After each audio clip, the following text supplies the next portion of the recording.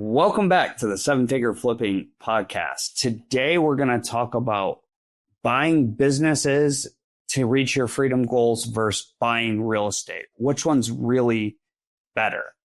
All right, let's first start with real estate. Real estate is unlike any other asset class because it is ideal. So you can get income, albeit usually the reality is it's a couple $100 per residential property. You can get depreciation, which there's some things in business I'll talk about you can do that with, but by and large, real estate's the best vehicle to get depreciation for tax write-offs, basically so that your income looks like it's less and you're not paying as many taxes, which means you're keeping more of your money. And you can get equity. We've bought in our company, I think roughly 15 houses that we're holding right now that have a literal $1 million of equity in the last 10 months. So people are like, I want to become a millionaire. Well, we became an equity millionaire again in 10 months. Real estate allows you to do that while using other people's money. Businesses kind of do. It's also appreciates. It grows in value. If you look over the last 90 years of the real estate market, it has grown, as went up and up and up and up and up. And of course, in short term, it has some downs, but primarily it goes up. Whereas a business, it's not the case. It just doesn't naturally go up. But we'll talk about that in a little more depth.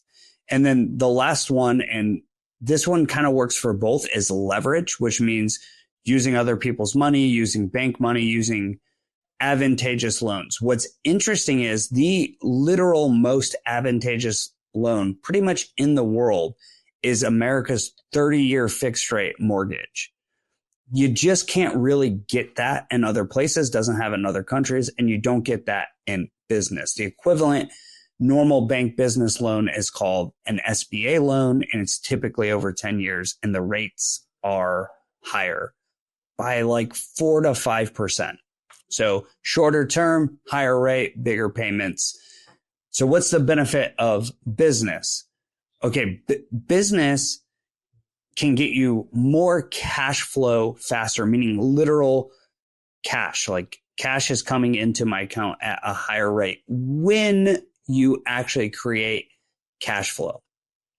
Business does have the ability to depreciate assets. So if you're buying company vehicles, if you're buying farming equipment, if you're buying tractors, things like that, those things can typically be depreciated 100% and come off the income, which is awesome. The businesses, the big allure to businesses is the cash. It can produce cash. It can produce big amounts of cash, typically faster than real estate, but it doesn't always have all those other benefits.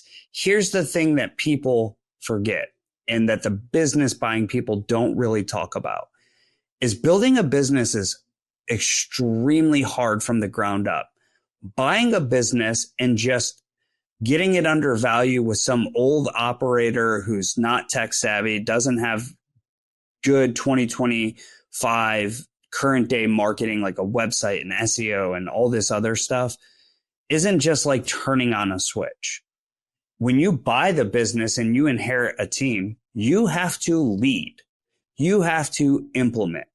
Most people are saying, just buy this small business and put an operator in place. And that's way, way, way more messy than that briefs on social media. Sounds great on social media, but the reality is it's also frictional. It's a choose your hard type thing. If you want to replace your $100,000 income, you might do it in business. And you could do it within a year. You could do it within 6 months. It's true. You could do it.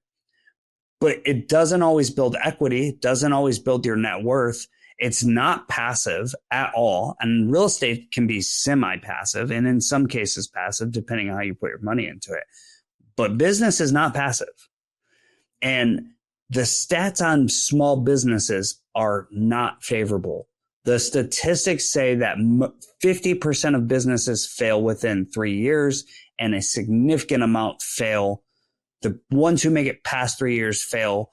A large percentage of them fail in the next couple of years. And then by 10 years, there are very few businesses that have been around for 10 years plus, like literally a fraction.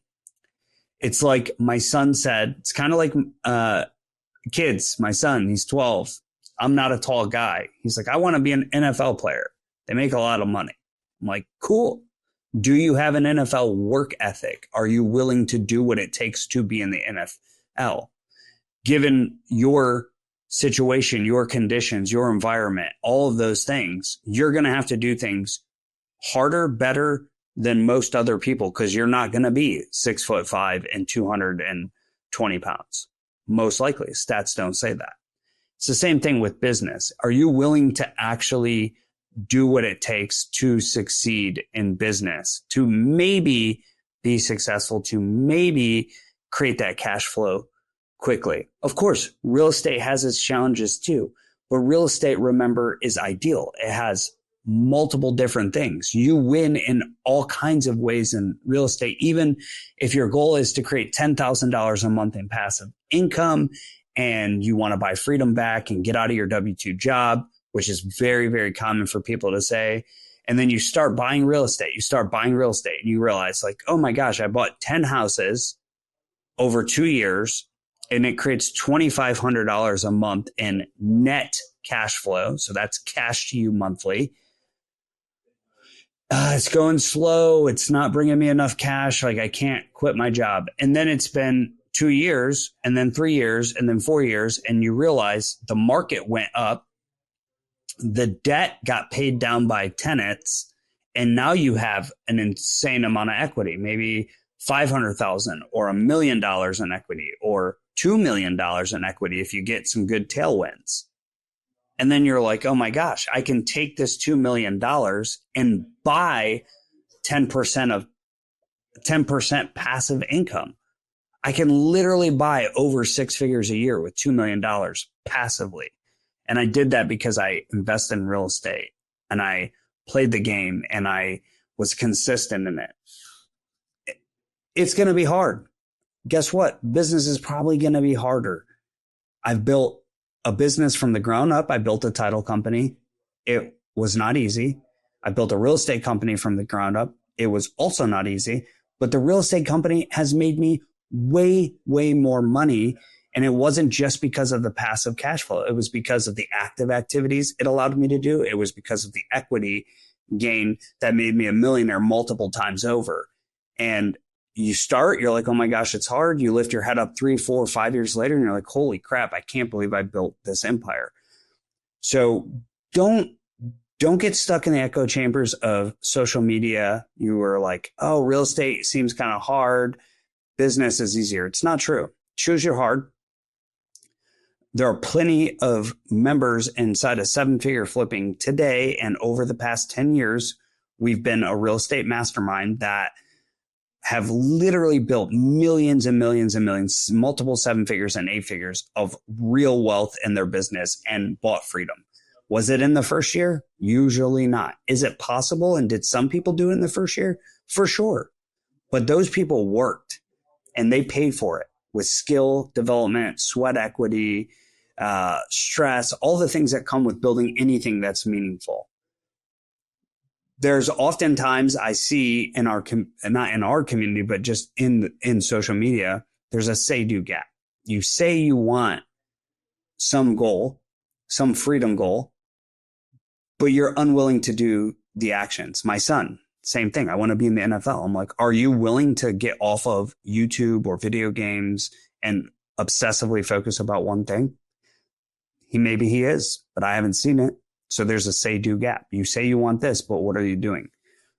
You can grow your wealth. You can become financially free. You can get the time freedom so that you can spend time with your family if you're willing to do what it takes, because it's actually super, super simple. It's just not always easy. So I would implore you to do your homework, to get out of the echo chambers, to look at the people who have built something meaningful, truly meaningful, not just what they're showing you on social media, but you can actually see it, touch it. It's real. The real operators out there.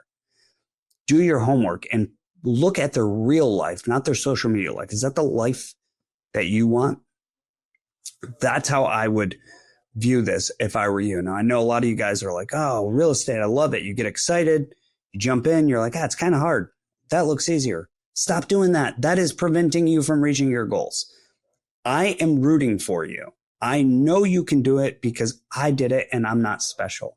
Bill did it and he's not special. Andy McFarland did it and he's not special. Sam, who's 26 years old in our community, is doing it at a very high level and he's not really that special. He's just consistent and disciplined. All these people are consistent and disciplined. You could do it too. And I'm rooting for you.